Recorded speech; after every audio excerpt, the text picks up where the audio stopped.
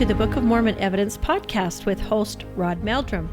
This week's Come Follow Me supplemental study is Lesson 33, Helaman 1-6, The Rock of Our Redeemer. Rod's guest this week is Pamela Romney Openshaw. She is the author of Promises of the Constitution, Yesterday, Today, and Tomorrow. Pam is married to her sweetheart, Robert Openshaw, who's a retired colonel in the United States Air Force. They have raised 8 hardworking children and many grandchildren after 55 years of marriage. They have traveled all over the world. Pam says, the document of the United States Constitution gave us the greatest prosperity in the modern world and has been twisted and ignored into a shadow of its former greatness. She says, I found my passion for the Constitution and developed a yearning for the politics of good moral government, serving as an elected delegate from Nebraska to President Carter's 1980 White House Conference on Families. Welcome, everyone. We're glad to have you back. I am really excited about our guest this week is going to be Pam Openshaw. And she is an expert on government and freedom and liberty and things like that. And so we're going to be actually talking about, this is Alma chapters 36, 37, and 38. Welcome, everyone, to this week's episode or podcast here of the Come Follow Me program. This is actually a continuation of a previous one that we just did a couple of weeks ago. So we have with us Pamela Romney Openshaw, and she is with us here in studio here. We're excited about this information that we're going to be talking about, because this is Helaman. This is where we're getting into the nuts and bolts of what is happening in our day. If the Book of Mormon is a parallel history of the United States of America, this is where we're at today. And this is where we want to talk about this in some detail. And so I have my friend Pam here with me to talk about the government and some of the things that we're seeing going on here in the United States of America. Again, this is we're assuming that you've already read the lesson here from Come Follow Me manual. And we're going to go do a deep dive here on some exciting information here as we get into the Book of Helaman. So if you haven't, we had Pam already introduced herself in the one about 3 weeks ago, but just as a quick introduction, maybe go ahead and for somebody who's just joining us right now, just give us a quick introduction about your background. My name is Pamela Romney Openshaw. My husband Bob and I teach the Constitution and travel the country doing that. We're the parents of 8 children and 34 grandchildren. We have a deep love for the Constitution of the United States and have created a series of materials, a book called Promises of the Constitution, where we teach the Constitution in short segments, and then created 2 additional books to go along with that to make a course of study for children, for families, and for senior citizens. We've also created some additional materials with that. We speak at the Book of Mormon Evidences conferences with Rod and consider him to be a good friend, and we're delighted to be here today to do this podcast. Well, we're excited about this, and so if you haven't already done so, if you have your annotated edition of the Book of Mormon, which is our reference material here that we're going to be using, you can turn to page 343 and the beginning of the Book of Helaman. Now, I'm going to go ahead and start off. This is clear back. This is about 52 years before Christ. Right. So we're getting close to that time when Christ is going to be coming here. And, of course, in our day, we're getting closer, obviously, to the time when Christ is going to be coming. So this is kind of becoming more apropos to what's happening with our day. This is in the 40th year of the reign of the judges. And so we have basically a situation going on here with Pahoran, or I like to call him Pehoran myself.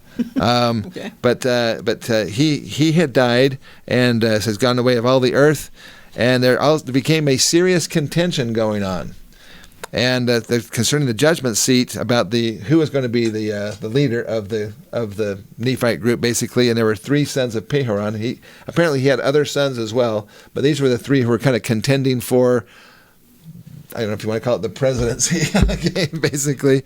The 3 sons, one of them was named after Pehoran himself. Another one was Paankai and Pacumeni. And these 3 began to I guess they were probably campaigning, wouldn't you say? They established political parties. You can definitely see that going on. It's a great forerunner for what goes on in the United States today. Yeah, exactly. And verse 5, it says, Nevertheless, it came to pass that Pehoran, the younger, was appointed by the voice of the people to be a chief judge and a governor over the people of Nephi. So this is so they did this by the voice of the people, and I've often wondered how do you back in that time frame. I could see maybe having a whole bunch of people kind of get together and then say, okay, who's for you? And then everybody goes, yay! Well, remember that they had written documents. Yes, because exactly. when King Mosiah formulated a new system of government, he wrote it down and he sent it among the people. And then when he drafted a new system of laws, he also sent that among the people, so he assumed it was a written document, so they could very easily have had a written system of casting That's votes. right. Yeah, and that's what I was kind of getting at. But basically, even though it says the voice of the people, I don't think it was an audible, who had the loudest, at the loudness meter, or whatever, whoever won that. I think it had to be probably by casting votes. Well, and they had a form of a representative government, just as we have representative government today, because they were electing their judges. And so the voice of the people literally is predominating in the land, and that makes it very similar to what we do today. Yeah. Yeah, so we have so basically it was by the voice of the people that Pahoran II now he is basically installed as the new high priest, or the chief judge, I should say, and one of the other sons, Pachumani, he kind of accepts it. He says, okay, that's good. I got beat. Okay, that's fine. Okay, but the other son, Paanke, he had a problem. Well, so it's interesting that you see two variations there on how to handle an election. One on how to handle it in a wise and appropriate way to your system of government. And they accept the will of the people. Yes, and then you have the other one who goes into actual treason. Mm-hmm. Yeah. And it says let's see, he says that verse 7, he says, but behold, Piankai and that part of the people that were desirous that he should be their governor was exceedingly wroth. Therefore, he went about to flatter away those people to rise up in rebellion against their brethren. And it came to pass that as he was doing this, behold, he was taken, was tried according to the voice of the people, and condemned unto death. For he raised up a rebellion and sought to destroy the liberty of the people. Interesting how they say he was tried by the voice of the people. I wonder if they had a jury system. We don't see any evidence. At least I've never seen any evidence. Yeah. But I wonder if they had a jury system. Yeah. Well, this is the reign of the judges, so my assumption is that they had a series of judges that would do that and make the judgment happen. But maybe not. We just don't know. We don't know enough about that system of government. Yeah, I wish we had. I wish we had the other 2/3 of the record. That's right. I mean, how much more information might we have there? It'd be awesome. Yeah. But anyway, so he's basically taken out. I mean, it must have been pretty hard for Pahoran I to see one of his sons actually just completely rebel and then end up his civilization, his culture finds his son guilty and basically puts him to death. Yeah, because this is one of your leadership families. Interesting about the Book of Mormon that you see leadership fall into families. I don't see any indication at all that was a determined or programmed part of their government, but they seem to have turned to specific families, and Pahoran's family was definitely one of those that was considered in that. So it is sad to see that happen to his sons. Yeah, it's happened. They all three of them meet a tragic end because two were murdered, and the third one, we don't ever hear that the sentence was carried out, but we know that he was condemned to be executed. Yeah, yeah. But the second one basically the people who were following Paankai, basically even though he had been taken out, they still refused to accept the fact. Mm-hmm. And so it says in verse 9, now when those people who were desirous that he should be the governor saw that he was condemned to death, therefore they were angry, and they sent forth a guy by the name of Kishkumen, even to the judgment seat of Pahoran, and then he ended up killing Pahoran on his judgment seat. So even though they took out the leader, the other people were still organized enough that they basically decided, okay, we are not going to put up with this, and they killed Pahoran on the judgment seat. It's interesting that this is the beginning of the Gadianton robbers, and if we were to describe in modern terminology what the Gadianton robbers are, we'd say that's the first terrorist group we saw. Yeah. The actual terrorist group operating through the Book of Mormon. Yep. And anyway, so this Kishkumen is an interesting guy. So he kills him, and they try to get him, but he runs away. He's must be a fast runner because he basically he escapes them. And it's in verse 11 it says, and he went unto those that sent him, and they all entered into a covenant. Yes. Okay. This is where this is the evil covenant here. It says by swearing by their everlasting Maker that they would tell no man that Kishkumen had killed Pahoran. So we know that because we have earlier mentions of this in Alma 36 and 37, we have mentions of the secret combinations. So we know there had to have been something like that existing, but it's these Gadianton robbers who bring about the downfall of the Nephites, and so it's memorable to us that the writer, that Mormon, when he translated the Book of Mormon, gave us this history of the Gadiantons, and we get to see that group operating. And I think there's a reason why we see that. I think that as God inspired Mormon, they knew what was going to happen in our day and age, and they knew that we needed to see then what we were going to experience now. Yeah. In the previous a few weeks ago, we talked about the importance of the history, and that's kind of what you're talking about right here. You know, how important this history is that we understand. And I think that actually applies to our nation today. There are those who want to basically delete the history about the slavery and abolitionists and try to just ignore that whole history. But brothers and sisters, when you ignore history, you have a major potential problem. What if we all just ignored what Hitler did in his brown shirts? What if we just ignored that or didn't know that history? Then we are destined to eventually, at some point in time, we're going to go back and make the same mistakes. So tearing down the statues of the Confederate generals and so forth, they were still individuals. They fought for the things that they believed in and that kind of stuff. They lost, and thank heaven that they did. But let us not make that mistake again. Let us not have to shed more blood for that to be put out and that slavery to be abolished and done away with. Well, so this is a good point, I think, to discuss the concept of conservative versus progressive. Some people use the term liberal. You can play with that a little bit. What we're talking about, on the one hand, the conservatives are the individuals who believe in maintaining the law. They believe and also traditional. You could call them traditionalists. The people who believed in the early tradition of whether it be God or other things. So that's kind of what a conservative is. They want to conserve the previous you want to hold to the law that you have had. And so in that context, you're going to revere what the prophet said, because who gives us the law? Well, the law is given to us through the scriptures and, of course, through the history books. So we're going to believe what the prophets tell us, and we're going to believe what previous leaders have given us.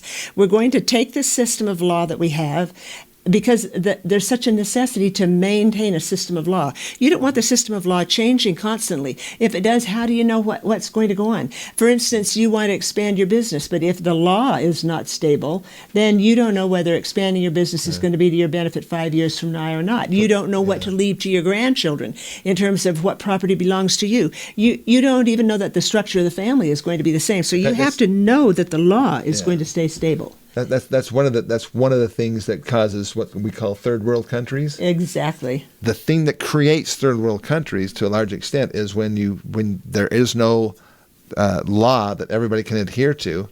I know personal friends of mine who wanted to help some countries in Africa. And they had all this money they were going to go and do all this good and so forth, but they realized that they couldn't even do it because the government there was so corrupt. If they gave money to the government, it never made it out to the people. It never made it out to do the projects. They just pocketed the money. Oh, well, take a look at our foreign aid. They couldn't do it anymore. Yeah, take a look at our foreign aid. Have you seen it benefit any of the companies countries that countries? Yeah. Okay, well, let's not go off there. So talk about progressive. Oh, go ahead. Yeah. So the opposite of that is the progressive law.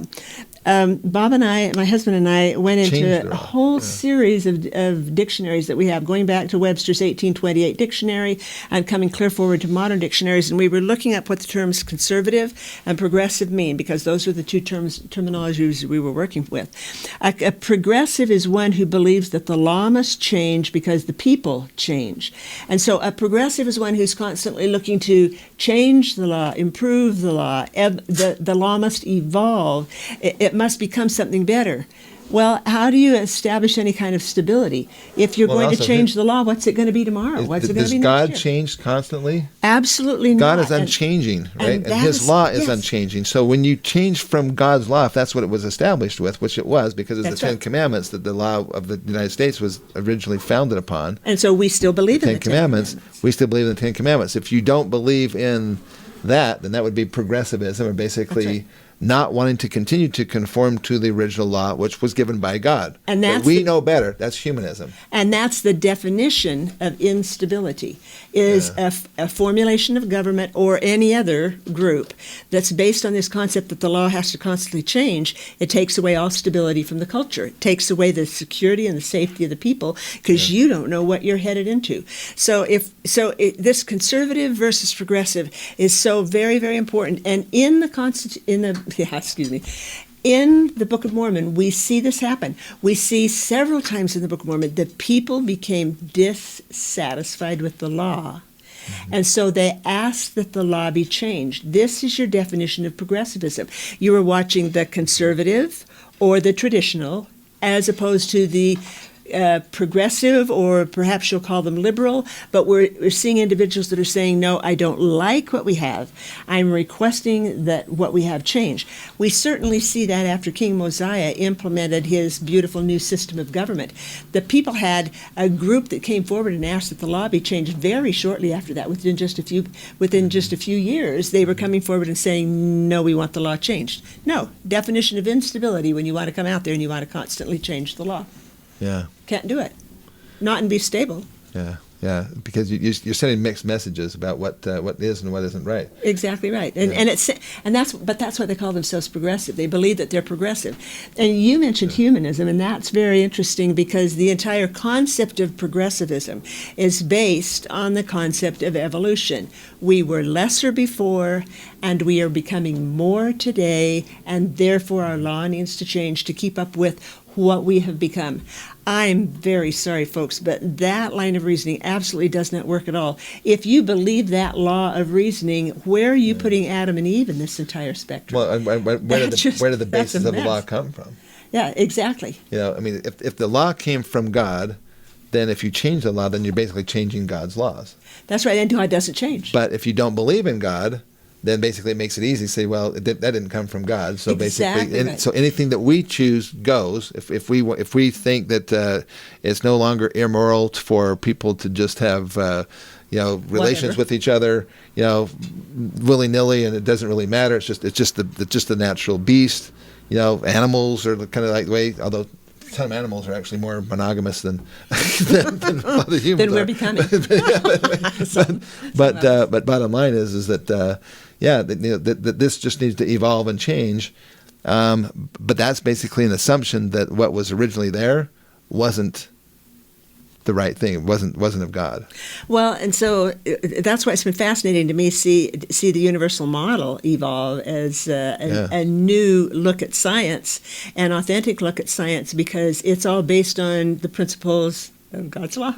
Yeah. And that's precisely what we're talking about. The law cannot change. God does not change. Human nature doesn't change. The principles upon which we'll all be evaluated and judged, they don't change. Yep. So let's talk about that in relation to these first few chapters in Helaman, because what we're going to see is that the law didn't change, but the people did change. In fact, they had wild swings in a very short period of time, from about the 40th year of the reign of Judges up to when this basically ends up here, which is about 62. So we're talking about 22 years or so that these are going on. So the end of 68. So it's actually about 28 years. So about the span of a generation, really, is what we're talking about here. And to see how these wild swings back and forth in this time frame is pretty incredible. Well, the thing that's so fascinating to me, and it's so prevalent through the Book of Mormon, is that unrighteousness leads to the disobedience in civil law. It also leads to the disobedience in spiritual law. Yes. But the civil law and the spiritual law are both of them part of what human beings are all about and part of what we have to have in order to remain stable. So they become unrighteous, they violate the spiritual law, and they also violate the civil law. And a lot of times they try to violate the spiritual law because their conscience is searing them because of their violating of the spiritual laws. So in order to assuage their conscience, instead of repenting, they want to change the law. They want to change the law. Exactly. Right. So that's where progressivism comes in. They want to change the law to basically assuage their guilt, if they will, from the previous law. There are a lot of people that become progressives just because they want to be nice and they want to be kind to other people. But you need to understand what the foundation of that law is, and the foundation of progressivism is that there is no God. Yeah. Or you erase him, or you make him change in order to adapt to your principles, or you find an excuse to justify. Yep. All right. So basically, two of Peharon's sons are now gone, and so the last one, which is Pecumeni, he's appointed the chief judge. He was appointed according to the voice of the people to be the chief judge and the governor of the land. This is verse 13. And then there's this guy by the name of Coriantumr. All right, so Coriantumr shows up, and he now he is actually the leader. He's been called as the leader of the Lamanites. The king of the Lamanites is what's his name? Tubala. Yeah. So he's the king of the Lamanites. You can see that in verse 16, and he basically allows this guy who is. And by the way, Tubala was the son of Ammoron. So yes, we saw the end of him yes. not too long ago. From Coriantumr, we learn a lot about warfare. Yes. Do not march into the heart of enemy territory when you have no supply lines to back you up. you better Guess what? You missed something here. You need to have better reconnaissance information. They weren't the strongest in the center of their lands. They were the strongest in the borders of their lands. And you know that the Book of Mormon is a text on many different topics, one of them being warfare. Yeah, that's right. There's some really good, actually, strategy. Warfare strategy in the Book of Mormon as well. Okay, so in verse 14, it came to pass in the 41st year, the Lamanites gathered together an innumerable army of men. Now, this is an interesting thing, folks, because we have a tendency to think of the Nephites as being the ones that had the armor and the head plates and the breastplates and so forth. This tells us a whole different story. They learned from their earlier getting their behinds kicked by the Nephites because they had all this armor and everything. So now they say, okay, we're not going to be stupid. We're not going to show up in just nothing but a loincloth this time or a lambskin. This time they're coming ready for war. Okay, but let me introduce an idea to you. This is one that's been coming to me a lot. I've searched the Book of Mormon, so I don't know what happens to you when you read the Book of Mormon, but I mean, I listen to the scriptures. I forget about time, usually. I listen to the Book of Mormon rather than reading it because of the trouble that I'm having with my eyes. But as you're going through the Book of Mormon, each time I go through, I'm looking for something different. I'll pick out a series of principles that I'm going to look for this time through the Book of Mormon. And one of the times I went through, I was looking, I wanted to answer the question. I'm going back to the Second Amendment. Who had weapons and who didn't? Now, we know that the Nephites had weapons because we see over and over again, we see Captain Moroni come in, we see Moroni come in, all of them, and they pick out their weapons and they take them with them. So we know the Nephites they had better weapons. Yeah. But the Lamanites still had weapons. Well, but now let me pose a question to you.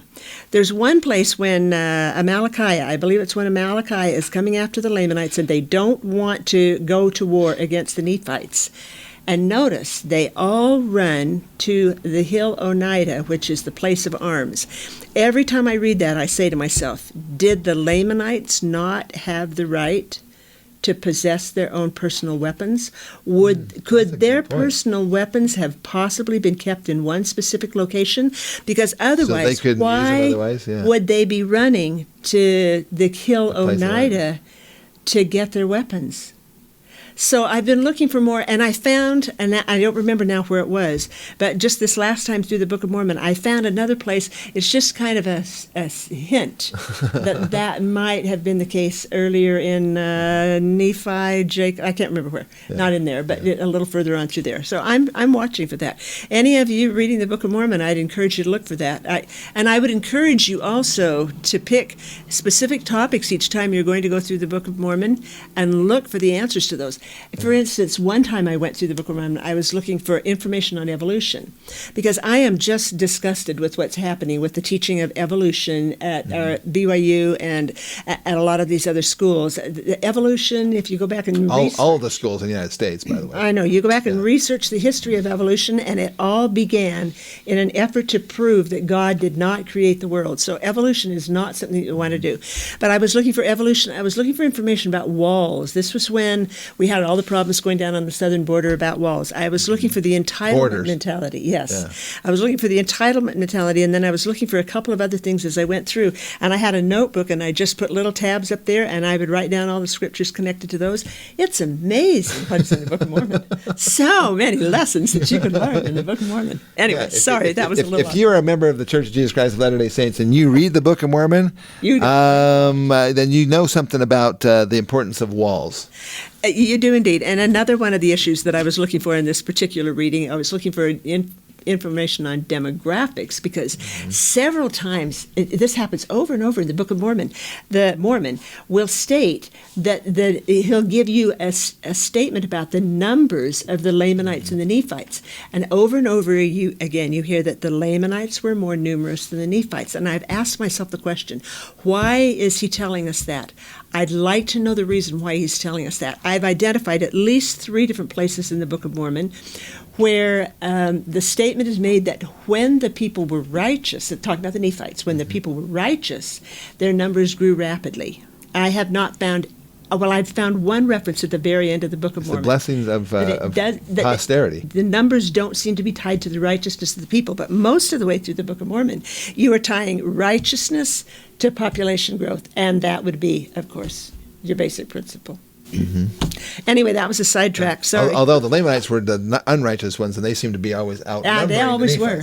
So I'm asking myself why. But personally, I think they were getting reinforcements from other people who were outside of the Book of Mormon peoples. But that's another story, and we talked about that in previous podcasts. But also remember that we don't know too much about how many people actually stayed behind with the Lamanites when the Lamanites and the Nephites split into 2 different groups. We know a little bit about who went with Nephi.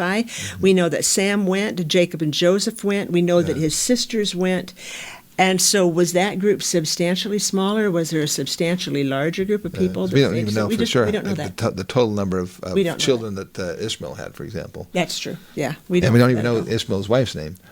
I know. I wish we did. So, we did. And I'm sure that Sariah was delighted to have Ishmael's wife there. Yes. Don't you know those 2 women would have loved being together out there in the desert? Yep. All right, but here in verse 14, it tells us what kinds of things that the Lamanites now had. So they had pretty much taken on them the ideas of warfare from the Nephites as far as their protective equipment.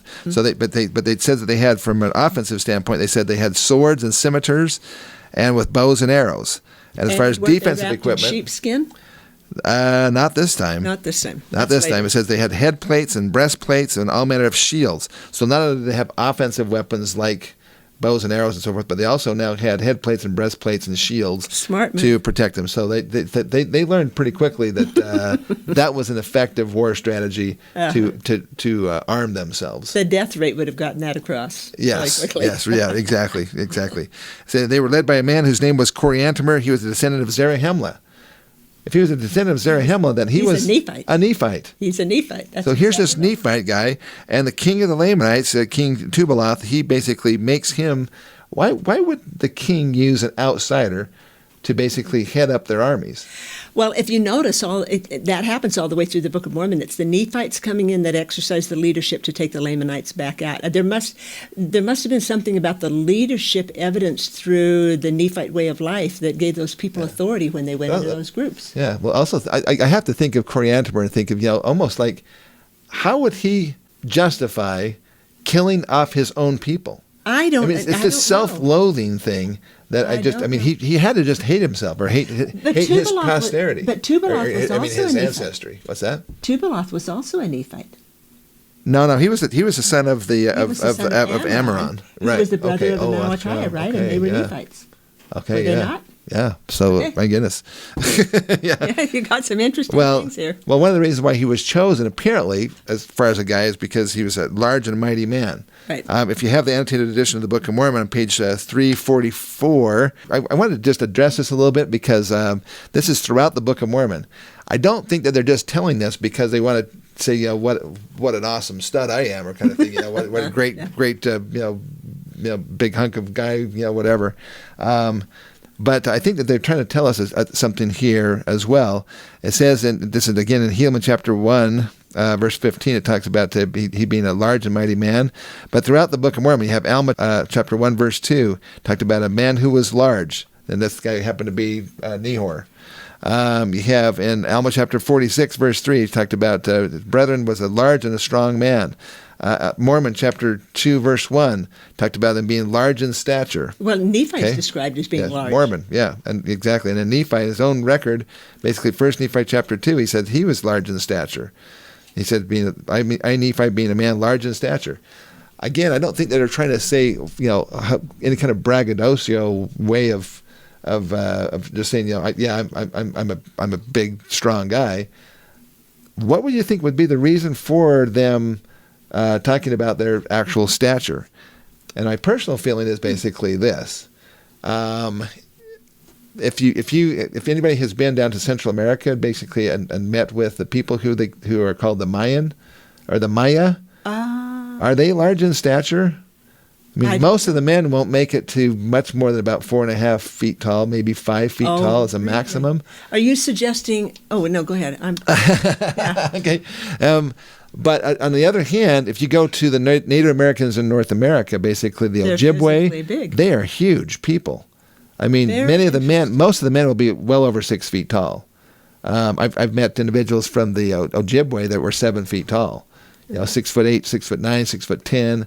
I'm pretty tall myself, but that's an interesting aspect of it because they talk about this being large in stature, and that also would have to do with warfare. Obviously a bigger, more powerful person has an advantage in warfare, especially when it's hand-to-hand combat. And then this brings us to another interesting thing on Zion's camp. Joseph Smith, and we're going to have an actual. I have to bring Ryan Nelson in to talk about this because he's a self-made man. Okay. But we're going to talk about. We'll have a whole thing about Zelf because Ryan's just got so much information about him, and we've been giving Ryan all this information. He actually had a painting commissioned of the warrior Zelf. Now, who is Zelf? And without going into too much detail, basically on Zion's camp, Joseph Smith and several of the brethren go up on a hill just off of the Illinois River. They find a big, huge burial mound up there. They dig down with shovels, and they find this skeleton of a man. And Joseph Smith had a revelation about this guy. He said his name was Zelf. He was a warrior and a chieftain under a prophet by the name of Onondagas. And a white Lamanite. And he was a white Lamanite, but he said he was a large, thick-set man and a man of God. And he's a warrior under this prophet Onondagas, who was known from the Hill Cumorah, or Eastern Sea, to the Rocky Mountains. I know, I love that part. And that tells us a lot about and he said he was killed in battle in one of the final battles between the Lamanites and the Nephites. This is clear back at the end of the Book of Mormon. Yeah. If that's the case, that puts the final battles, basically some of them happening, the preceding battles to the final battle, basically, in Illinois. Yeah, yeah. And then they were pushed up into basically, Ohio area and then up into the Hill Cumorah area. Hill Cumorah, yeah. But he was also a large, thick-set man, according to Joseph Smith and what he actually wrote, or what he actually said, and other people wrote about it. In the Jaredite record edited by Moroni, the brother of Jared is described as being a large and mighty man. That's Ether chapter 13 or chapter 1 verse 34. Later in the Jaredite history, Lib is described as a quote a man of great stature. So interestingly enough, these are a couple of quotes. This is, again, you can get this on page 344 in the Annotated Book of Mormon. But George Catlin, he was an American painter, author, and traveler who specialized in portraits of Native Americans about 1832, about in the same time as the Book of Mormon just was being released. He described the Crow tribe in this manner. Quote, they are really a handsome and well-formed set of men, as can be seen in any part of the world. There's a sort of ease and grace added to their dignity of manners, which give them the air of gentlemen at once. I observed the other day that most of them were over 6 feet high. He stated that the Sioux were all, quote, tall and straight, but, quote, none superior in stature, excepting the Osages, unquote. To his observations of the Northern Cheyenne, there being, quote, scarcely a man in the tribe full grown who was less than 6 feet in height. Amazing. Okay, that's from letter number 4 of George Catlin, Letters and Notes on the Manners, Customs, and Conditions of North American Indians. It's first published in London in 1844. New York was where that was published at. Similar observations were made in an 1819 and 1820 expedition by Major Stephen Long. He noted that the Indians of the Missouri region were, quote, in stature equal, if not somewhat superior, to the ordinary European standard. Tall men are numerous, unquote. So the Mayan, I don't think, nothing against the Mayan people. I'm sure they're great people, but nobody would consider them in the world population as being large in stature. They are very diminutive in stature. But the North American Indians have that large in stature thing that we're talking about here. Okay, so they had this, he was a large and mighty man, this Coriantumr guy was. He stirred them up to anger, and then they marched down to Zarahemla. They went to because of so much contention. This is an important thing I think that we need to know for our day, coming up the next couple of years, I think. Verse 18, it says that it came to pass that because of so much contention and so much difficulty in the government, they had not kept sufficient guards in the land of Zarahemla. Mm-hmm. That's because right. of all this insurrection and strife going on within the country, they weren't paying attention to the bigger enemy, which was the entire nation of the Lamanites. Well, so this concept is also so obvious through the Book of Mormon. When you are unrighteous, the law fails. We mentioned that a little bit earlier, but this is just another documentation of that. Mm-hmm. When in a lot of the public speaking that I've done, I have a basic presentation that I do called 3 Principles of Government.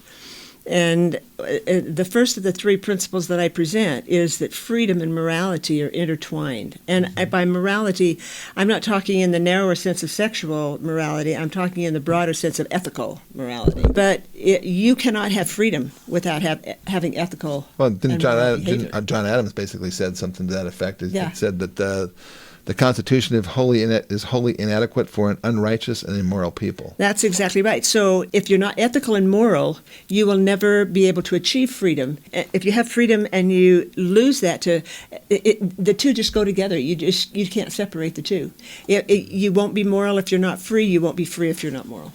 Yeah, and basically, if somebody refuses to be moral, then they're always going to be like a cow at the fence, always going to be looking for a way out, looking for a loophole, and then they try to exploit those loopholes, and there is no perfect law as far as being able to have no loopholes. Basically, if the people will not control themselves, then you have to get more and more minute detail as to what they can do. This is what happened to the Jews and the Pharisees and Sadducees. Well, you can only walk so many steps on the Sabbath day, or else you're breaking the law. That's what they because the people wanted to have every little minute detail of their lives being controlled, because they didn't want to actually, use their own ability to think and realize that, okay, this is right, this is wrong. Sometimes it's not 100% clear, like when your ox is in the mire on a Sabbath day.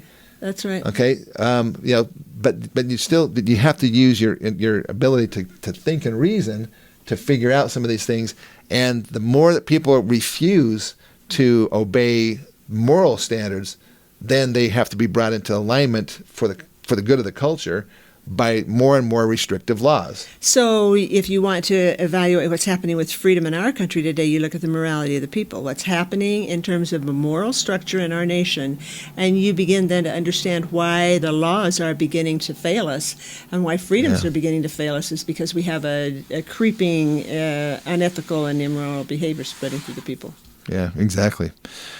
All right, so I wanted to bring up this fact about the contention because there has been a lot of, we don't even hear about what's going on in the world in our regular mainstream news anymore. It's all just about the riots and what's going on here in the United States, and we're totally focused on the lawlessness, the mayors and the governors who will refuse to obey the law. That's been happening, though, with these states and cities basically declaring themselves sanctuary cities and sanctuary states. Mm-hmm. What are they saying? They're sanctuary too. They refuse to follow the law. The federal government law, they're just saying, we're not going to obey it. We're not going to enforce it. There's a huge dose. There's a huge dose of progressivism for you. That's massive, yes. And it's never going to work. Yeah. And now we have people advocating that we get rid of the police forces. Do you really think that's going to work, folks? I think it's kind of funny. The same people who want to basically say that you don't have the right to defend yourself by owning a gun. That's right. But we're going to get rid of the police force. So you can't have a gun, and the reason why you don't need a gun because we have the police. But we're going to get rid of the police. The same people say we're going to get rid of the police too. That's right. Which basically leads to anarchy. It leads to lawlessness. And so you ask yourself, you find yourself asking yourself, say, what the people who are believing all this, what are they thinking? Where are their brains going? How are their brains working? That they can believe that we have to take away guns to keep people safe, but then we're going to take away the people that are supposed to take care of them. Safe in lieu of the guns. Where's the reasoning process going on here? And that's a real concern to me that it doesn't seem There's a complete lack of being able to think clearly. Yeah. Because it's all emotional. Yeah. Yeah. Oh, we don't like these police because a couple of guys are bad police. But and we they don't did bad connect. things. We aren't connecting You know? it. Okay, if you do this, this is going to happen. And when that happens, this is going to happen. And this is what's going to happen to you at the end of that. People are not seeing that. Yeah, and I love the fact that the people who are the most advocating of getting rid of the police are people who, like in Minnesota, in Minneapolis, they find out that they're spending $4,500 a day for personal protection security forces for the members of the city council, while they are in the process of abolishing the police department for everyone else. Oh my gosh! See, this is straight up socialism at its finest. You have the elite, and they have all the control and the wealth and the security, and everybody else, it's all equal. They're equally miserable. Exactly. Okay. So, and we're laughing about it because we don't know what else to do. It's just crazy. Okay. So in comes basically Coriantumr with the armies of the Lamanites, and this is a bold guy. I mean, he comes straight for the capital city. Boom. He's in Zarahemla. They don't even have time to gather their forces because they're so distracted by all the other stuff that's going on. And so they come in, and before they know it, boom, they march forth with their whole army into the city, and there was no time for the Nephites to gather together, and they now took over the capital city. They take over the capital city, but interestingly enough, they kill all kinds of people. Yes. And we mentioned earlier that the Book of Mormon is also a manual on how to conduct a war, and one of the lessons that you learn is that a lot of innocent people die in a war. Yeah. A war is an ugly thing. We see war all the way through the Book of Mormon. We see war all the way through the history of the world, everywhere. I've asked myself the question, what would you do? And in fact, I'm not the only one who's asked this, because there have been some entities such as the group at Iron Mountain who have had to consider that. If you answer the question, what would we have to do to get away from war and to eliminate war? Do you know what the answer to that is? Basically, to submit. There are two answers. The first is to completely submit and take away all agency. Because the minute you give people a choice, you're going to end up someplace where there's warfare. And the other thing is that you have the people so righteous and so profound that they are living laws close to celestial, and they can resolve those difficulties and they don't even need fighting. Rules and regulations because they're following God's law. So that's why we have a lot of war in our modern world, and we're sorry that we have that warfare. And the Book of Mormon certainly shows us that that's inevitable to defend yourself. So we have the end of Peharon's third son that ran. So he had other sons, so this is not necessarily completely annihilating his entire posterity. Right. But the three that ran for office, they're now gone because Coriantumr basically finds him, he smites him up against the wall, and boom, he's gone. He's gone. Mm-hmm. Okay. So then Coriantumr saw that he was possessing of the city of Zarahemla. I love it. He says, obtained the possession of the strongest hold in all the land. His heart took courage. He was emboldened by this. He's like, yes, we did it. Oh, wow. Does that sort of sound like Chop Chaz, the taking over of the city of Seattle, Washington, the capital city of the state of Washington? Not thinking And they take it over. Yeah. Not thinking through what's going to happen. Okay, I'm going to go out there, and they're going to close in on my backside. Yeah. So they are right for the center of the city, and they took it over, and then you have the mayor of Seattle basically going, "Oh, sounds like it's going to be the summer of love, whatever kind of thing," and then it turned out to be the summer of killings. Because they killed a bunch of people, and there's rapes and so forth going on, and one of the first things that they did, these are the same people who say that the United States shouldn't have any borders, that we should just open it up for anybody, just come on in, whatever, and we should not have any armed forces, and we shouldn't have any protection or whatever. The same people that have been promoting and espousing that, the first thing they did when they set up Chop and Chaz? They put on walls. They put up barriers. They put up walls. And then they had armed guards walking around trying to keep people out, right? Wow, isn't it funny how the shoe doesn't fit? Sometimes things just really don't make sense, do they?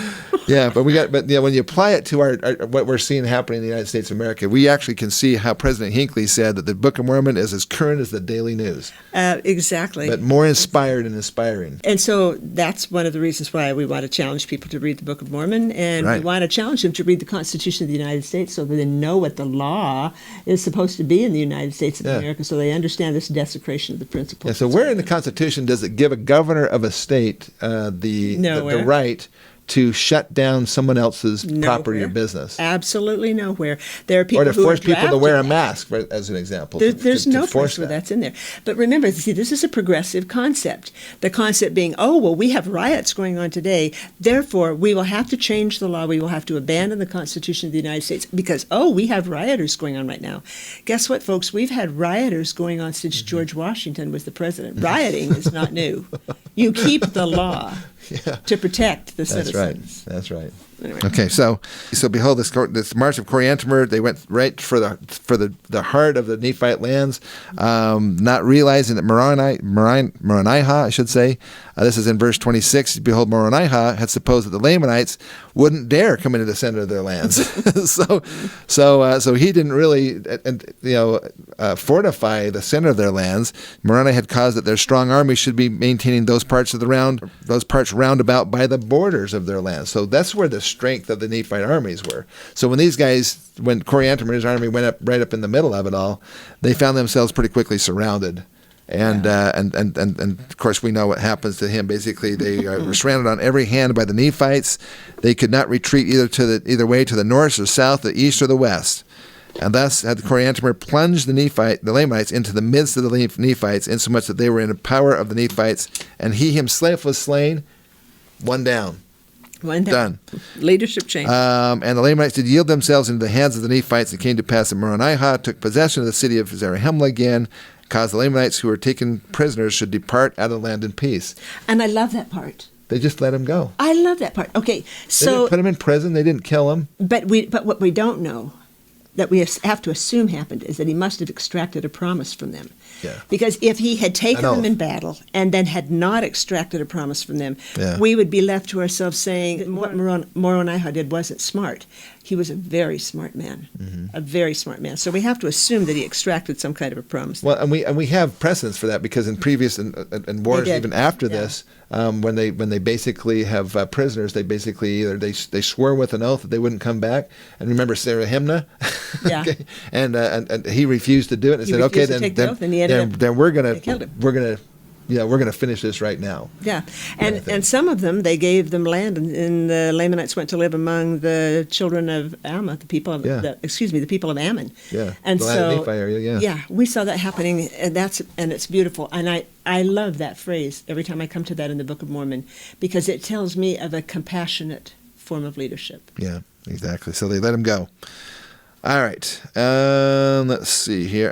So now we're going to go over to chapter 2 here of Helaman. And you're going to get to Gadiant and robbers. Now we're going to fast. start to get to this going on here. So now we get down to the point where, verse 3, and behold, Kishkumen, and he was the guy that killed Peharon on his judgment seat and ran off, and then everybody had to make an oath not to tell on him, not to rat him out, basically. So he did. Who murdered? He did lay wait to destroy Helaman, because Helaman now is the judgment in the judgment seat.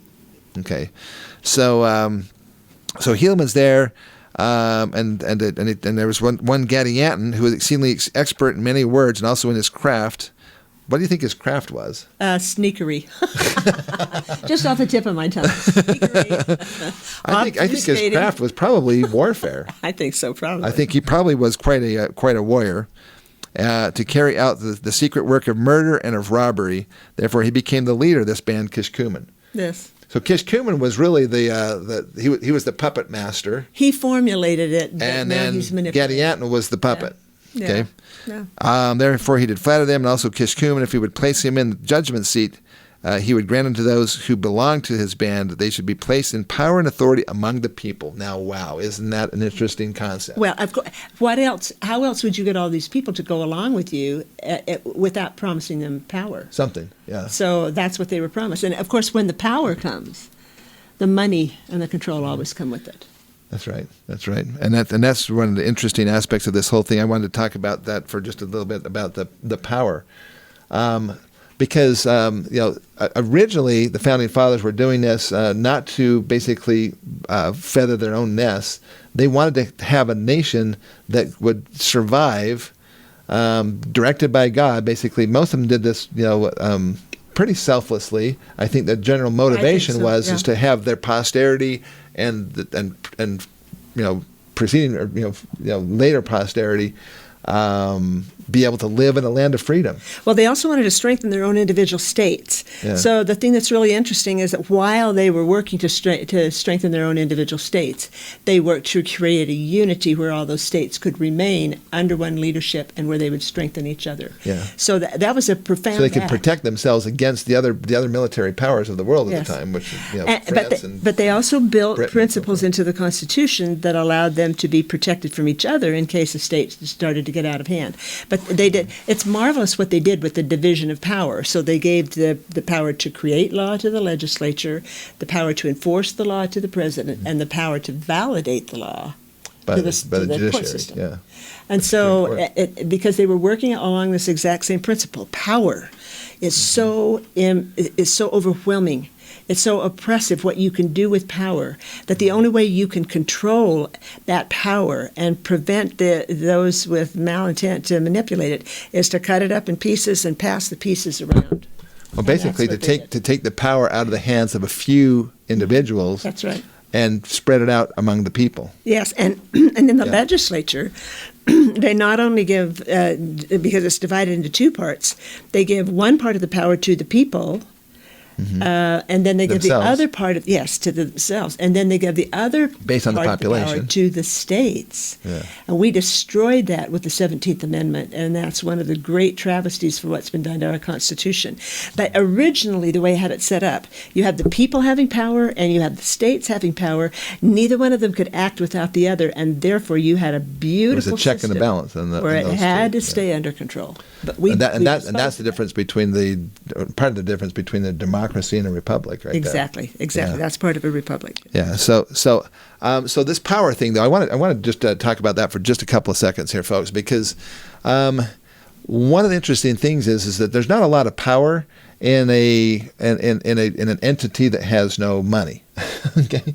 Yeah. And what would you do? And so I think that God knew that because of this whole governmental system, this was going to produce wealth on a scale that had never before seen in the history of the world. I mean, there's been, even the French and so forth. I mean, you've been over into France and England and so forth, and you see these big castles and so forth. But the wealth that those people had was concentrated into just a very small few hands. Yes. And then they basically controlled everything and controlled everybody. There was no middle class in the old world. Basically, you had the upper class and you had the lower class. And basically, if you were a lower class, you were born in that way, and you didn't get out of it. No, that's If you were born into the hierarchy class, then that's how you were. That's right. The United States was the first time you have a nation of people where the vast majority of the people were what they call a middle class. So you didn't have you had some very, very poor, and you had some, fairly rich. But the bottom line, most of the people were actually at a economic scale way above anyone else in the world. I mean, any third world country. I mean, it's kind of funny. I had a lady one time that said, what's interesting about your country, from my country where I come from, which was Africa, she said, the poor people are very skinny. In America, the poor people are quite overweight, many of them. I mean, the majority of them, actually. And they're going, that doesn't happen in our country. Because you don't have money, you don't have food, and you basically are starving. But your people can basically, they're still doing fine. Well, the reason As far as the reason the middle class can do so well in America is because we have a system of government that rewards individuals for their own individual efforts, Yes. and that's available to all people. Yeah, exactly. So, but back to this power thing. So when you have a lot of money, and you have once you have the basic essentials, you have food, clothing, and shelter, and so forth, and you have that all covered, and you're good. Then you can start doing other things with it. Well, some of the things you can do with it is bless the lives of other people. Another thing you can do is use that money to gain more and more power. To overwhelm. And what we've had industrialists and so forth, like Carnegie's and others and Rothschilds and so forth that basically began to use that power to try to that money to try to get more and more power so they could have more and more money. But how much money can you possibly need? It's the power that goes along with the money. Because the more money you get, the more power you have. And so we've had some really oppressive things happening from these, and we now have a new form of tyranny going on, oppression of the people.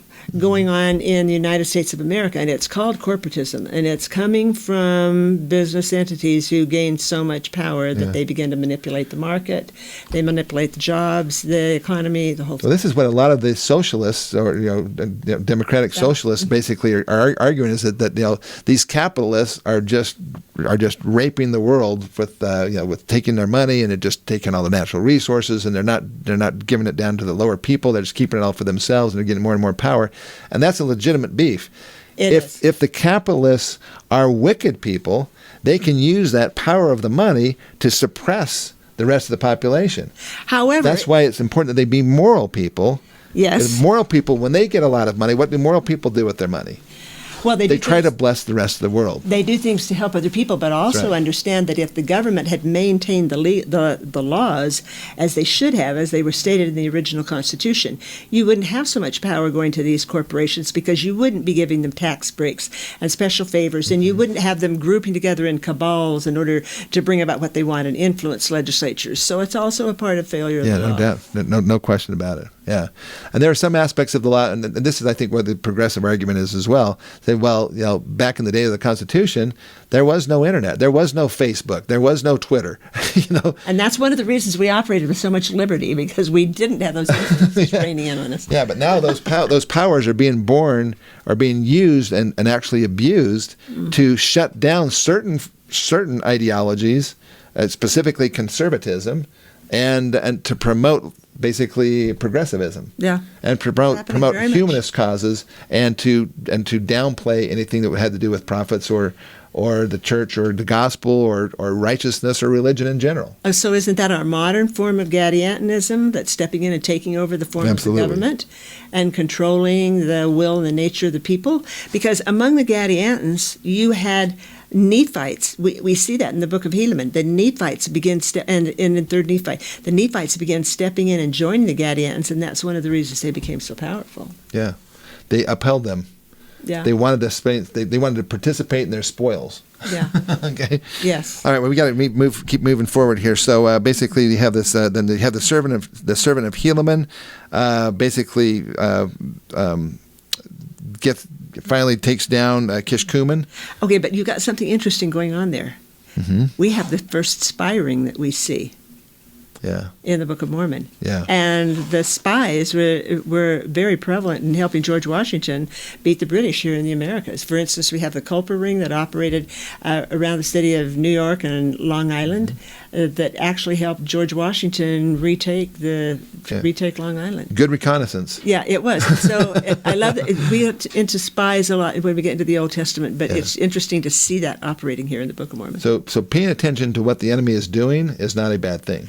It is, in fact, a critical thing. The scriptures tell us that we must. Otherwise, that will catch you as a thief in the night. That's why we're kind of doing these podcasts, because we're trying to give you that recon, that intelligence, basically, that this is happening over here, and you may not know about it, but you need to know about it because it may come to your town next. And so when I talk to people who tell me, I don't want to watch the news because there's distressing information being presented there, I think to myself, but you need to know what's going on. You don't have to immerse yourself in it. Yeah. You don't have to sink into depression, but you do need to know what's going on. Yeah. Yep. And so we have Kishkumen. He stabbed Kishkumen in the heart, and he fell dead without a groan. Helaman then sent forth to take this band of robbers and that they might be executed according to the law. But Gadianton found out about this. He realized when Kishkumen didn't return back right away, he's going, you know what? I think there's a problem going on here. So he took his band and they took their flight and they left the land. And they hit the road. Wouldn't it be interesting if he hadn't gotten away fast enough and they'd captured him? I wonder what it would have done to the final history of the Book of Mormon. Yeah, I don't know. I don't either. But I guess we'll never know because it didn't happen there. But anyway, so then Mormon comments on this. So now Mormon breaks from the narrative. Breaks from the story and actually creates this narrative here, and he tells us something about the ending of the book. And he says here in verse 12, he says, and more on this Gadianton shall be spoken hereafter, and thus ended the 42nd year of the reign of the judges over the people of Nephi. And behold, in the end of this book, you will see that this Gadianton did prove the overthrow, yea, almost the entire destruction of the people of Nephi. Behold, I, Mormon, do not mean the end of the book of Helaman, but I mean the end of the book of Nephi.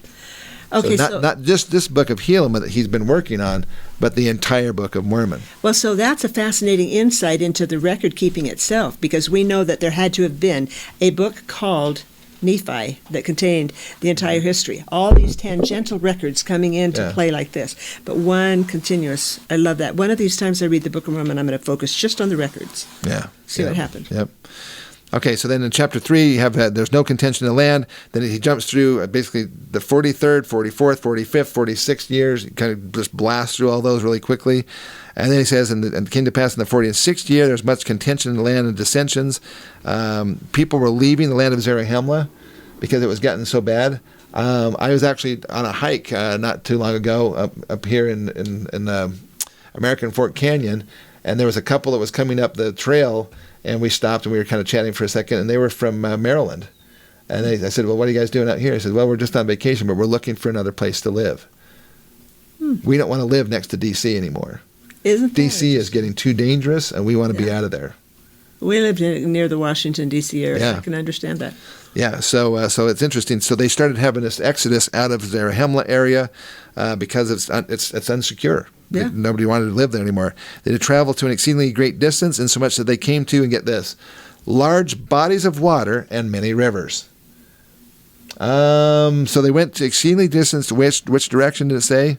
They traveled to an exceedingly great distance. They went to the land northward. Okay. Yeah. So if you go from Zarahemla, which is basically if the Lord got it, if we're understanding the Lord properly and He got it right, okay, which is across the river from Nauvoo, right. Okay, that's basically an Illinois area, right?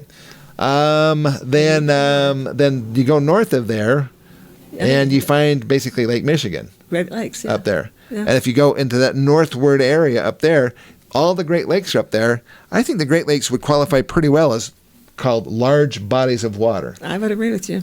And so I think this is one of the examples of, from a geography standpoint, it makes perfect sense. So they go north from that area, you're going to run into large bodies of water. In fact, you can't really miss it. If you go far enough north, you'll end up at Lake Superior even.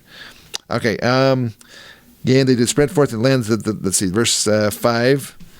They had not rendered desolate. Oh, okay, this is an interesting aspect as well.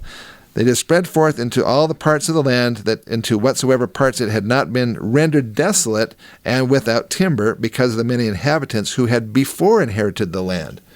Mm-hmm. So now we have a definition of the land of desolation. It's a land without wood. Yeah, without trees. Okay, specifically it says, and now no part of the land was desolate, save it were for timber. Mm-hmm. So the only thing that was desolate about this land, it wasn't like a desert waste place. It just had lack of timber. Right. And why? Because the inhabitants of the land had used it all, because of the greatness of destruction of the people who had inhabited the land. Okay, so. And so they built houses of cement. Yes. Okay. Love which the is awesome. ingenuity of the people. Yes. They're being verse 7 says, and there being little timber upon the face of the land, nevertheless the people who went forth became exceedingly expert in the working of cement, just like you just said. But I want to address a couple of things. If the Book of Mormon happened in Central America and presumably a tropical rainforest, wouldn't you find cement there? Well, I'm thinking, wouldn't you find trees there? I mean, how are you going to cut down all of the trees in an entire tropical rainforest? And regrow the land, and it doesn't grow with trees. And the trees, there's no trees. But there would be cement. Cement is basically just limestone that is fired into in a kiln. Basically, you can put it in an oven of some sort, and it's called slaking process. And then basically that will break down into a powder, basically, and then you use that, mix it with water and rocks, and that's how you get cement. Okay, but the tree part, you can't camouflage that part. Yeah, and the thing is that in a tropical rainforest, a tropical rainforest will replenish itself within 15 or 20 years. And it won't grow the kind of trees that you planted there because you want them to go there. It will grow the kind of trees that are native and indigenous. Yes. And most of the trees in North America, on the other hand, are hardwood trees. Yeah. And they'll take 60, 70, 80 years to get to a full mature tree, where you get a good sized, big tree, big enough to use as far as like for vertical members of a border wall or something like that. They had workings of cement. Now people said, well, there you go, right there. The heartland of America is out of the picture because where's all the cement houses? Where are they all? Well, those would deteriorate over 1,000 years. Notice, though, folks, they didn't say stone houses. They said houses of cement.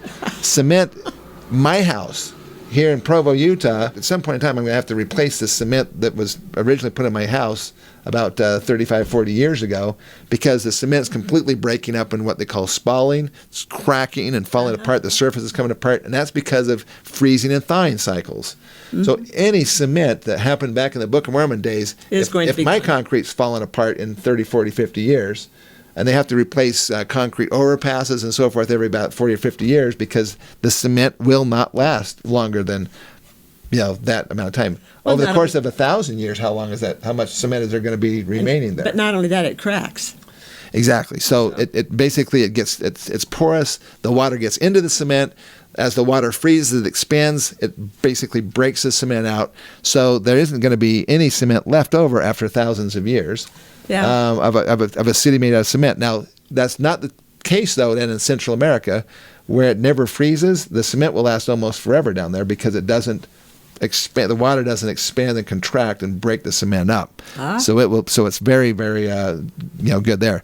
Now notice that they never said that they did build houses of cement in which they did dwell. We actually have several cases of what they call Hopewell cement in the archaeological record, where they actually had a layer of cement over the top of some of the mounds, like Sight Mound in Ohio. Yes, I remember that. So if it's buried, if the cement is buried down below the frost line, then it would actually survive. But most of the houses were not going to be built under the frost line. They're going to be built on the surface of the earth, so they're not going to last. So nobody would expect to find huge, these massive cities with all this, concrete walls. And if I can just state, we've been on 2 tours with Rod Meldrum. Well, two of your tours. Yes, one of the tours with you. Yeah, It was delightful. I would encourage any of you to take those tours. Awesome. It will wipe away any traces of doubt you may have in your mind about where the Nephites actually lived. Yeah. It really is fascinating. Now, a couple other geography things here, and then we're going to move on to some more things about the records of the Nephites here. But in verse 8 it says, "It came to pass that they did multiply and spread," this is verse 8 of chapter 3, "and did go forth from the land southward to the land northward, and spread insomuch they began to cover the face of the whole earth." And get this, from the sea south to the sea north, from the sea west to the sea east. So there was these 4 seas in cardinal directions, literally surrounding, all around this land here. "And the people who were in the land northward did dwell in tents and in houses of cement." Okay, so this is because of the lack of trees. Okay, and because of the lack of trees, they said they did suffer whatsoever tree should spring up upon the face of the land. So apparently they didn't have big nurseries where you could just go down and buy some trees. Okay, but any tree that happened to just come up on the face of the land, that it should grow up. That in time they might have timber to build what? Houses. Their houses, temples, and their cities and their temples.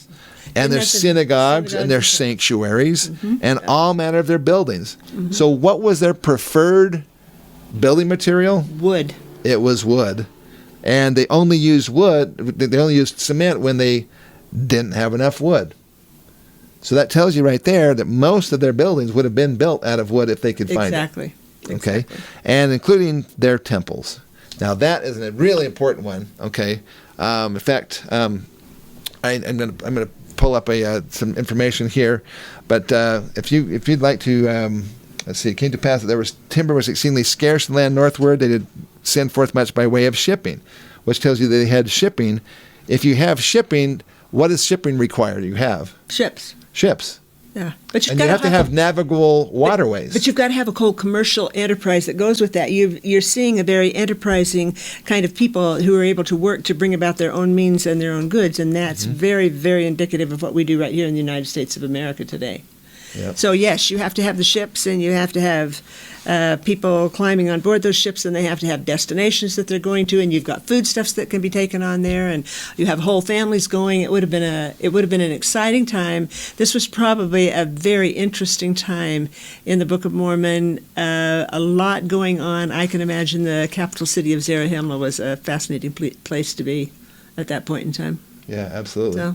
Okay, I want to go to a few slides here for just a second. Those of you who have seen my first DVD set, or the first DVD which I ever did, which is called DNA Evidence for Book of Mormon Geography. Mm-hmm. Yeah, I've seen I actually addressed this to some extent about tents, temples, and teepees. I just wanted to share with you, and you can stop the video here if you want to read each one of these. But these are basically just how the people used tents all the way from 600 BC, where they took nothing with them except his family and his provisions and his tents, all the way to 385 AD, surrounding the hill Cumorah, where he says, "We did march forth to the land of Cumorah, we did pitch our tents round about the hill Cumorah." And of course, we know about how they pitched their tents, with every man with his tent facing the temple and so forth, with the King Benjamin's speech and so forth. And even the Jaredites were all about tents. So tents was an important part of it. In the Native American tradition, these tents are called something else. Teepees, yeah. Teepees, yeah, portable houses. Uh-huh. That's exactly what a teepee is. Yeah. And of course, they had that going on there. I want to point out here. They had their tents and so forth. These are just from some additional examples about their tents here. Okay, and then tents have been in continuous use for millennia. In fact, the first temple of back in the day was actually a tent. It's called the tabernacle. Of course. And it was a tent, right? Israelite tabernacles and Solomon's temple had outer barrier for screening of ordinances from public view. This is another idea of the Israelite temple here. And then it says, and this is from 2 Nephi chapter 5, that he built a temple and did construct it after the manner of the temple of Solomon. The temple of Solomon was made out of stone. Right. Because stone was readily available there. But in the Mississippi River Valley, where all this was occurring here, there isn't a lot of stone. It's about 3,000 feet of sediments under the Mississippi River Valley. And so they didn't have a lot of stone to work with. So what would they use instead of that? He said that they couldn't do it after the manner of Solomon's temple because some of the things that the Solomon's temple was made out of weren't available. Okay, now now this is a stone structure. This is Chichen Itza down in Central America. That is a stone temple. But here in Helaman, he specifically said that the temples are made out of what? Wood. Wood. Why would we even look at this as a possibility of a temple of the Nephites when this? In fact, brothers and sisters, there's not even a single solitary mention anywhere in the Book of Mormon of any buildings made out of stone. They talk about cement, nowhere but in the Book of Mormon? Cement, they had stone walls. That's all they talk about. Not once did they ever mention any buildings. In fact, King Noah's palace, in fact, I think I can talk about that here in just a second. Let me go back to this for a second. So the purposes of the Mayan temples basically talks about the ball court for entertainment and also for ceremonies of their people. This is the ball court here, and astronomical observatories.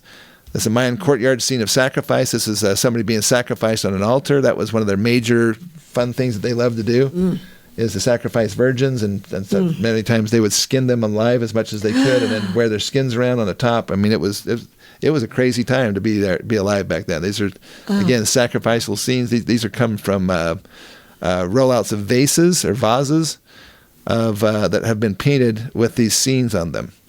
Anyway, so we don't have time to get into the details here, but human sacrifice was a big deal.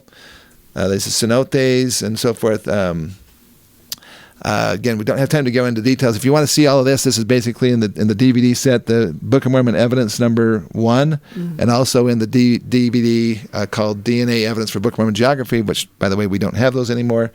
We discontinued those, and that's now the main DVD that we asked people to share with other people is the American Promised Land Covenant DVD. So that's this one right here. All right, so let me see here. Talked about other sheep. We're going to get into this in the third Nephi stuff, so we're not going to go there, but I'm just going to point out really quickly here. This is a scene of what they may have been like back in the area around in the heartland of America. They had basically wooden structures primarily. You can see the wooden structures there. They used wood as their primary material, and again, we can go into some of the details there later on. So their defenses basically had to do with the palisades of timbers and defenses and using wood for all of that. Again, just kind of going through some very quick things here. And that's it for that. There's just too much information to go into all that. So that'll be it for that. Okay. All right. Now, a couple of other quick things here in chapter 3. It says, many records were kept by the Nephites, and he tells us that these records were kept. He says 100th part, he says, cannot be contained in this work. And he tells us some of the things that are not in the Book of Mormon, some of the things that he had to leave out. He says, for example, the account of the Lamanites. Okay. He said, and of the Nephites, their wars, contentions, their preaching and prophecies and shipping, they had to leave all that out. The building of ships, they've left that all out. Mormon had to make the decision to leave these things out. The building of temples, he left that out. The synagogues and sanctuaries and righteousness, their wickedness, their murders and robberies and plunderings and so forth, their abominations and their whoredoms, he left all of that out. And all the the information for the secret combinations was left out. Yeah. He only wanted us to see the results of that, the tragedies that came. That's right. So he had to make a choice as to what stuff he was going to include. And there are a lot of things about the wars and contentions, but it tells you that what we are getting from the Book of Mormon as far as the wars and contentions was just a minute part of what was really going on. So we see microcosms scattered throughout their history, but the Lord would certainly have been guiding what Moroni and Mormon put into the Book of Mormon, and so we have the composite history of what we need.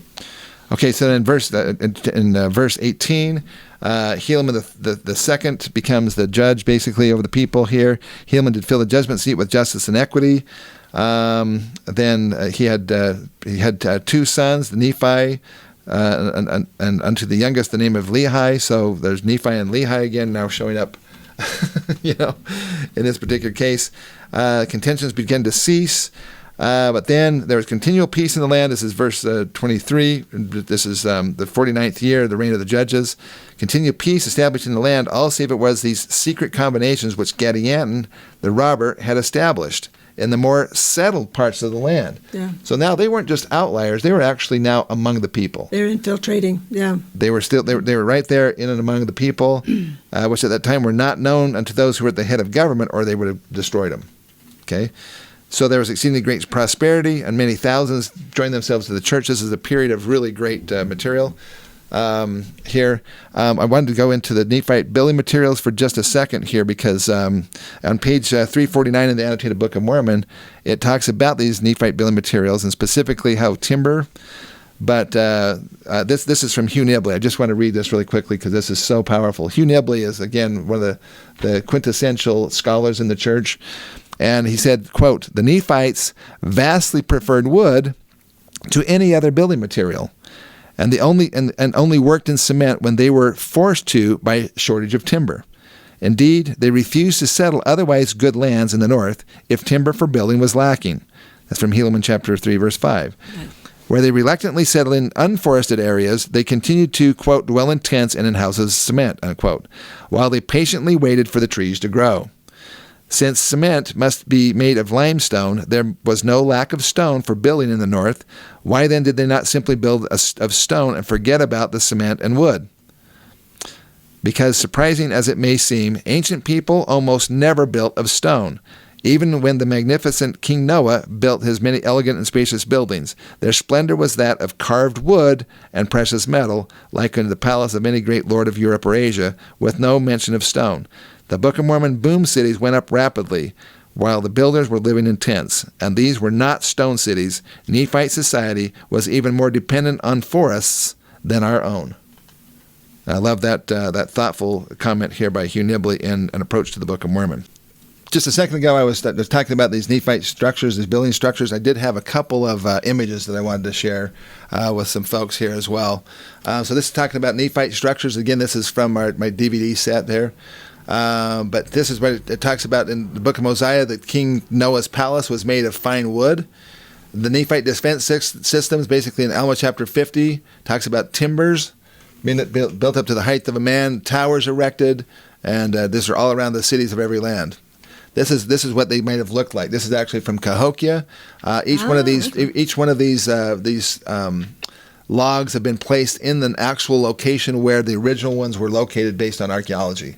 So this kind of gives you an idea of what they may have looked like with these towers there.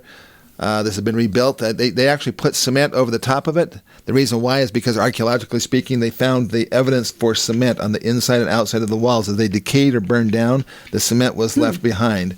And so you have a big pile of cement basically on the inside and outside of each of the walls. This is how they know that they actually had cement over the top of these walls.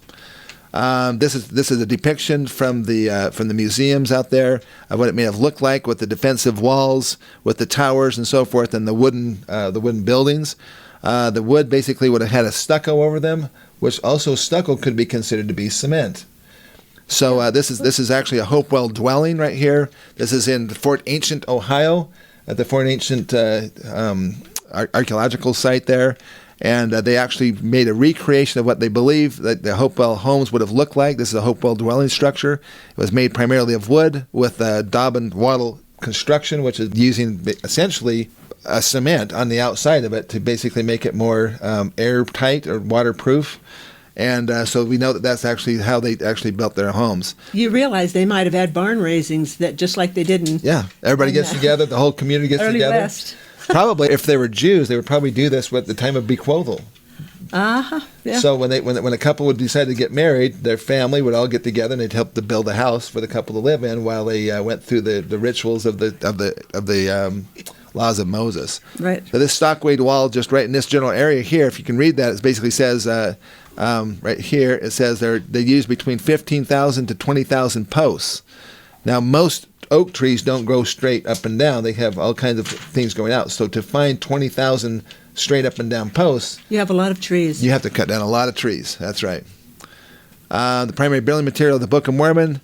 Again, this is Helaman talking about the timber to build all those things, and we know that this is actually what happened. So this is about the Holocene. This is talking about the plants and so forth that shows that the Middle Woodland people were actually deforesting their lands. We know that that's the case from an archaeological standpoint. So that means that they were cutting down all the trees in the area. And also this makes now sense. If the cities of the Nephites were built out of wood, what would be the easiest way to destroy those cities? Burn them. Burn them. Is there any accounts of the cities being burned in the Book of Mormon? Indeed, yeah. Well, heck yeah. Here in Mormon, they destroyed the Lamanites and their towns and their cities and their villages were burned with fire. Or here in Ether, in the Jaredites, they burned them with fire, right? They did burn the cities. They did talk about walls of stone in Alma chapter 48, but that's the only time that stone is mentioned as a building material. It's walls of stone, and of course we have walls of stone here. Okay, so we're going to go out of that. And now, so we get down to the point back to Helaman chapter 3. So then it goes, you have three years in succession, 49, 50, and 51 years after the reign of the judges. And it says, the hearts of the people who profess to belong to the church of God began to be prideful. Mm-hmm. The cycle repeats itself again. We see that over and over. Yep. All right. And so then Helaman the second, now he dies, and now we go into Helaman chapter 4. And Helaman chapter 4, verse 7, I wanted to comment on this. There's a bunch of years in succession again, year 54, 56, 57, 58. And in verse 7 it says, and there they did fortify against the Lamanites from the sea west, even unto the sea east, it being a day's journey for a Nephite on the line which they had fortified and stationed their armies to defend their north country. And interestingly enough, this has been this is kind of the narrow neck of land scripture that everybody kind of refers to, right? It said it was from the sea west even to the east. Now, interestingly enough, they specifically mention a sea west, but they don't say that the body of water, there was a body of water on the east. It just says from the sea west even into the east. We just assume it's another sea. But it may not have been a sea at all. It could have been just any other impediment to their travel on the east side. So there's no indication here that this was between two seas. Very interesting. That's an assumption that we make based on how it was written here. But it was only a day's journey for a Nephite on this line that they fortified. We've already talked about that in previous podcasts with Ryan Nelson. So if you want to see information about the narrow neck of land, the narrow passage, and the narrow neck, and all these narrow places, okay, then go back to those podcasts. There's 4 of them, so there's a lot of information there about the geography part of the Book of Mormon. Then it goes through about 4 more years, 58, 59, 60, and 61, and then Mormon comments on the Nephite spirituality. And this is where I'm focusing on this again for just a couple more minutes before we end here. So in verse 11, now this great loss of the Nephites and the great slaughter was among them was not have happened had it not been for the wickedness and their abomination. It was among those who professed to belong to the church of God. Mm-hmm. So it was actually the people who were supposed to be the righteous ones. The main reason for the destruction was not because the rest of the population had become wicked. It's because the membership of the church had become wicked. I would so love to know more about what was actually going on there, because I've picked up the same concept. They're talking about the people who were members of the church, and it's always unrighteousness leads to civil disregard and spiritual downfall. Yeah, exactly. And it actually tells us something about what they were doing. They had riches, they oppressed the poor, withholding their food and their clothing from the hungry, smiting their humble brethren, and mocking that which was sacred, denying the spirit of prophecy and revelation. So he tells us, murdering, plundering, lying, stealing, and committing adultery. Okay, he kind of tells us what's going on here. And then Nephites see the need for spiritual change. They actually they see that this is causing major complications in their society and their culture. And so they actually start to realize, oh my gosh, if we don't change our ways, we're going to go down. Right. And so the Nephites, in great fear, lest they should be overpowered and trodden down and slain and destroyed, they began to remember the prophecies of Alma. That is in verse 21. Then he talks about how the Spirit of God does not dwell in unholy temples. The judgments of God to stare them in the face. I kind of feel like that. In fact, I wanted to go back to a little thing here for just a second. This is kind of how I felt. I love this little meme here. It has Captain Jean-Luc Picard from Star Trek. That's interesting resource material. Yeah, at the beginning he says how it feels waking up every morning in 2020. He wakes up and goes, damage report. What happened overnight now in our country, this damage report. Every morning it's like something like that, right? Isn't that what it's like to watch the news every night? Yeah. What happened during the last and then that brought me to this other funny meme here, which is it was just leaked the rest of the calendar for 2020. So you see here, January was Australian fires, and February was the locusts in Africa. March and April was the pandemic, and May, and then June the protests and riots, followed by July a solar flare, August a Yellowstone eruption, September alien invasion, and then October, November you have the pandemic again, and then December we have the final asteroid. Oh, but wait a minute, you forgot the elections coming in November. I'm afraid you have to throw that. Well, that's the there. November elections thing going on. Anyway, I just thought those were kind of funny, but back to so what we're talking about here. These calamities are happening, and literally the judgments of God are staring them right in the face. Yes. In other words, they're upon them. And I don't know that we're there yet as far as how bad it's going to get. In fact, I know we're not even I think close. It'll get worse, but I think we're already seeing a lot worse pretty soon. Lots of consequences right here. Yep. It said, therefore, verse 25, the Lord did cease to preserve them by his miraculous and matchless power, because they'd fallen into the state of wickedness. And this all happened in the end of verse 26, in the space of not many years. And if we knew more about the Nephite civilization, I think we'd see humanism among them just the same way we're seeing humanism today. Yeah. This turning away from God as the source of information and trust and redemption. Yeah, exactly. That's exactly what we're going to see now in Helaman chapter 5, in verse 2.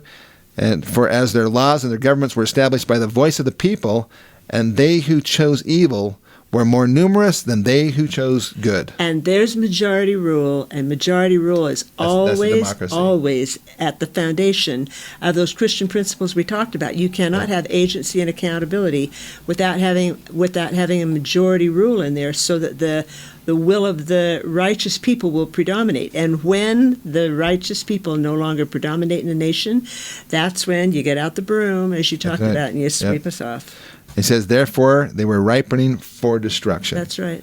For the laws had become corrupted, yea, and this was not all. They were stiff-necked people, insomuch that they could not be governed by the law nor justice, save it were to their destruction. And the Gadianton robbers are at the heart of a good share of that. Not just the unrighteous Nephites, but also you've got the Gadianton robbers starting to enter in there and terrorism begins to prevail. We're beginning to see it now. Yeah. Just a couple of other last comments we want to make. Is that he kind of goes into another whole exhortation here where he's basically saying, obey the commandments, obey the commandments. Oh, and by the way, obey the commandments. That's right. Okay, yeah. But then he says in verse 12, he says, and now, my sons, remember that is upon the rock of our Redeemer, who is Christ, the Son of God, that ye must build your foundation. That when the devil shall send forth his mighty winds, yea, his shafts in the whirlwind, yea, with all his hail and his mighty storm beat upon you, it shall have no power over you to drag you down to the gulf of misery and endless woe, because of the rock which ye are built upon, which is a sure foundation, a foundation whereupon if men build, they cannot fail. Okay, so I like to call it the firm foundation. Okay, so you have the Constitution of the United States based on Christian principles, foundationed on the Declaration of Independence, which is founded on a belief in God as well, and underlying all of that, Christian principles. Exactly. All good law. All good law is going to be based on that. Any system of law that does not incorporate those principles is an unwise, unfair, and despotic form of law. Yeah. Excellent way. There's no exceptions to that. Now, I did want to bring to people's attention here on in that verse 12 that I just read on page 353 in the annotated Book of Mormon. It talks about these shafts in the whirlwind. And I have a good friend of mine. Many of you probably know Mark Eubanks, if you're older. He was the KSL weather guy for many, many years, KSL TV here in Salt Lake City, Utah. And when he read that, he said, I had a little bit different idea. He said, shafts in the whirlwind is such an unusual description. It could refer to a number of things, but as a meteorologist, it made me think instantly of severe tornadoes. Most tornadoes have a single vortex, but extra large, or the large and violent tornadoes can have multiple vortices. That is, they have small tornadoes rotating around the periphery of the main tornado. It is these smaller vortices that are so destructive and can carry people away. Helaman didn't say he was in such a tornado, but you would think his description would be something his audience could identify with. This phenomenon is common in the central United States. Nice. Mark Eubanks. Nice. And they got some photos there of a multi-vortice tornado going on. All right, and then to finish up here, we have the imprisonment of Nephi and Lehi. There's a cloud of darkness that overshadows them. The cloud of darkness actually happens after the earth shook violently. And we're going to get into all of that when we get into the destruction of the time of Christ, which is coming up here in just another couple of lessons here. So we're not going to talk about that. We'll just talk about that the earth shook, and there was this solemn overshadow with a cloud of darkness and an awful solemn fear. That cloud of darkness basically returned when Christ was crucified in the old world. And so we're going to see that. And he talks about this voice of perfect mildness and so forth. Let's see. And then we get down to they did cry even until the darkness was dispersed. They were encircled about by a pillar of fire.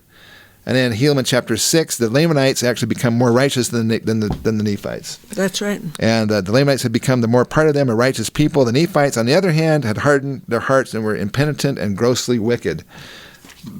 And in fact, it got to the point where that we also have, there's another page here that you need to take a look at page 357 in the annotated Book of Mormon, about the land south was called Lehi, the land north was called Mulek. And there's an actually chiastic structure in verses 9 through 11, and talks about the son of Zedekiah. And there's another interesting aspect of that Zedekiah there, and Mulek, who was he?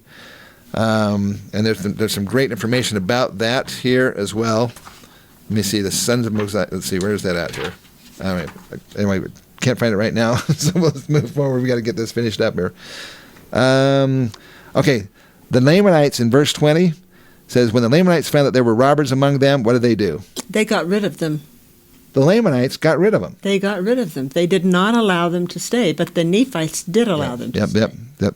They did use every means in their power to destroy them off the face of the earth, but the Nephites, they united with those bands of robbers and did enter into their covenants and their oaths that they would protect and preserve one another in whatsoever difficult circumstances they should be placed, that they should not suffer for their murders and their plunderings and their stealings. Now, there's a tipping point right there.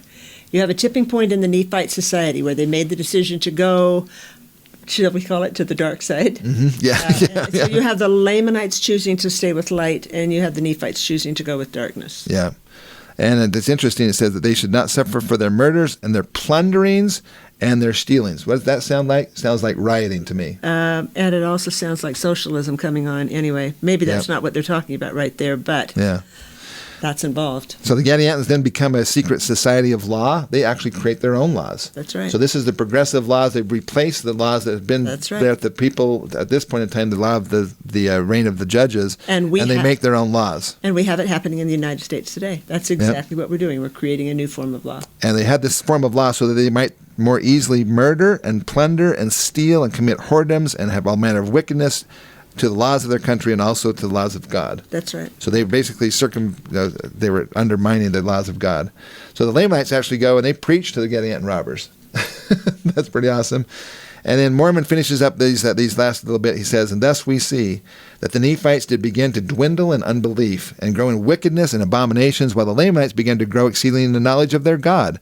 They did keep the commandments and his statutes and his commandments and did walk in truth and uprightness before him. And thus we see that the Spirit of the Lord began to withdraw from the Nephites." Yes, we do. And it came to pass that the Lamanites did hunt the band of robbers of Gadianton, and they did preach the word of God among the more wicked part of them, insomuch that this band of robbers was utterly destroyed from among the Lamanites.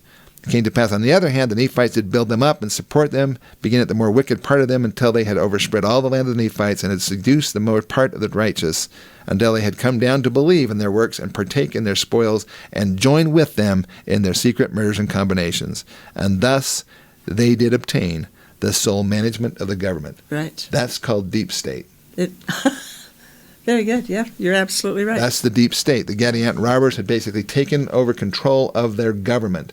And so they could more easily steal and commit adultery and have all manner of unrighteousness.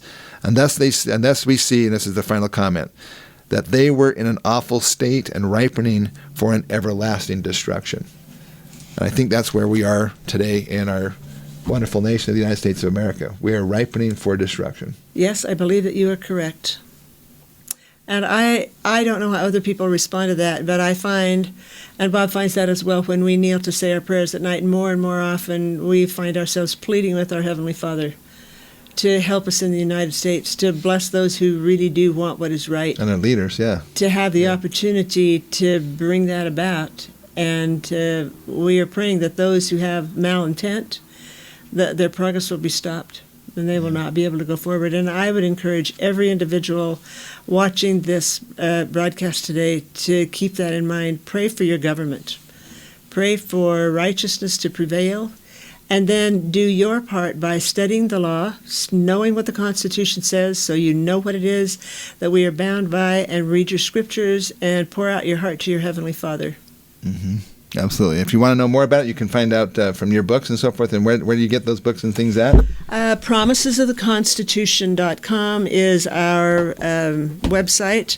There we go. This is our book, Promises of the Constitution, where I tell the story of the Constitution in 1.5-page segments.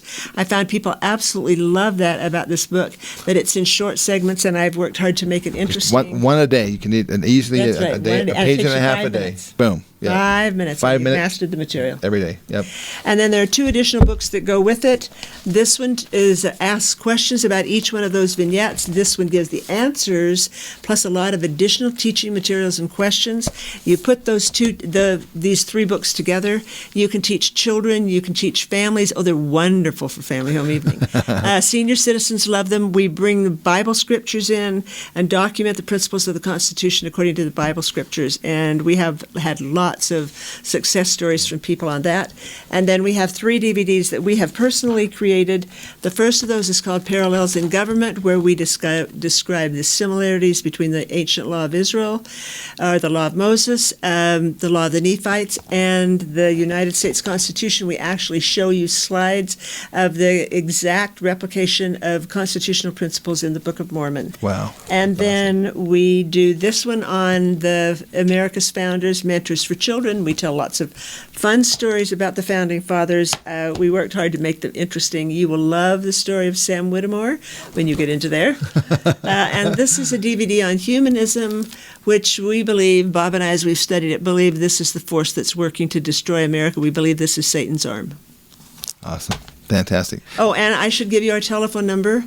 801-373-0240. So it's promisesoftheconstitution.com or 801-373-0240.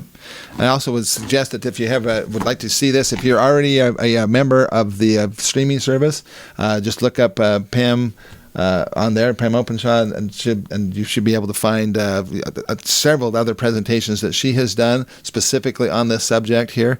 Also, a couple others that I think are apropos to this is the Stoddard's research on the 4-Hour-Day Covenant on the Land, exploring the prophetic parallels in the Book of Mormon.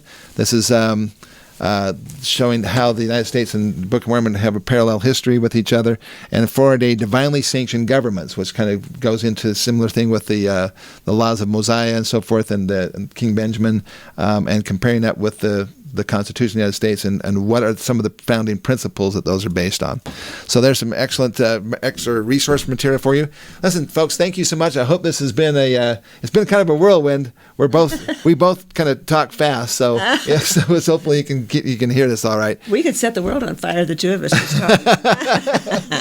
But we want to thank you for joining us. I hope you're enjoying these podcasts. Again, if you'd hit the like button down below and share this with your neighbors and friends, members of your ward or other people who you think might be given some additional service by this. We appreciate the opportunity to share this with you. We love the Book of Mormon, and we bear testimony of its truthfulness. We do. And so please join us again next week for an awesome podcast and deep dive on some of the different ideas and doctrines and evidences of the Book of Mormon. Thanks, everybody. Have a good day. Thank you. If you like this Come Follow Me supplemental study, click the like button and share it with your friends. To learn more about Pamela's book and work, go to promisesoftheconstitution.com, where you can book her as a speaker, or you can email them at openshawenterprises@gmail.com. Be sure to go to our streaming site, which now has over 100 new videos from our virtual expo, Book of Mormon Evidence Streaming.com.